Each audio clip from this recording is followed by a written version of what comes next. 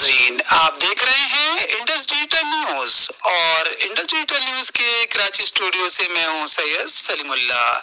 ناظرین کرام، دنیا بھر کی طرح گزشتہ دنوں ہندو کمیونٹی نے پاکستان میں بھی دیوالی کا تہوار اپنے مذہبی جوش و عقیدت کے ساتھ منایا۔ رپورٹ کر رہے ہیں دھابے جی اندرونی سندھ سے ہمارے نمائندے نعمان حیدر۔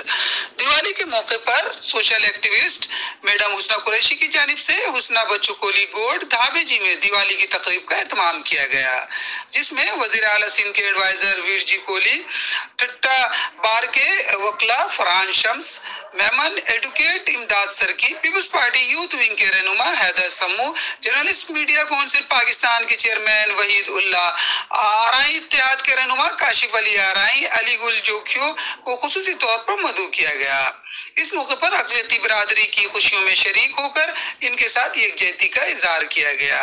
حسنہ قریشی کا کہنا تھا کہ ہمیں اقلیتی برادری کی خوشیوں میں شریک ہو کر بھائی چارہ اور انسانیت کا درس دینا چاہیے۔ اس موقع پر دیے جلائے گئے اور بھجن کا اہتمام بھی کیا گیا، جبکہ حسنہ قریشی کی جانب سے خصوصی طور پر لنگر کا اہتمام بھی کیا گیا۔